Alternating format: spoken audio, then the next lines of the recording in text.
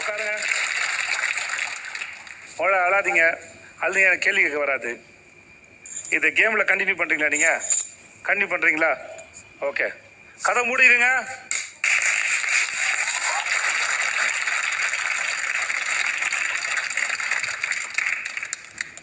எல்லாருக்கும் சொல்லிக்கிறேன், இதே மாதிரி இன்னொரு தடவை வந்து கதவை திறந்து மூட மாட்டோம். புரியுதுங்களா? ஃபர்ஸ்ட் போலாமா? ரெடியா? Okay, let's go. கமான்.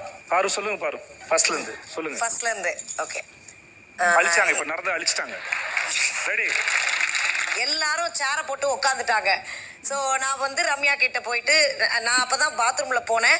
அப்போ வந்து இது பாத்ரூம்குள்ளே ஒரு ஒயிட் பக்கெட்டில் ஒரு சில துணிகள் வந்து இருந்தது.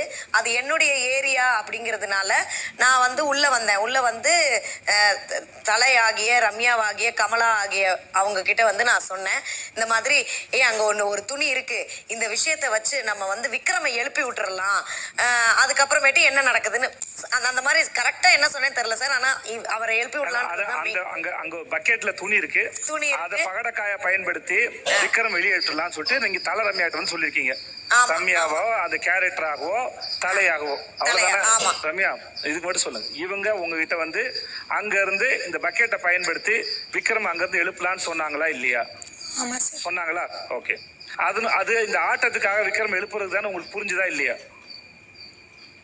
புரிஞ்சதா? இல்ல என்ன வேணா சொல்லுங்க. நீங்க புரியலன்னு சொல்லலாம், புரிஞ்சதுன்னு சொல்லலாமா? என்ன வேணா சொல்லுங்க. புரிஞ்சதா புரியலையா? உண்மையாவே எனக்கு புரியல. இல்ல உண்மையெல்லாம் விட்டுருங்க. புரிஞ்சதா புரியலையா? புரியல, விட்டுருங்க. அடுத்து பாரு, அடுத்து கண்டினியூ பண்ணுங்க. ரம்யாவுக்கு அது புரியல. ஓகே, அடுத்து.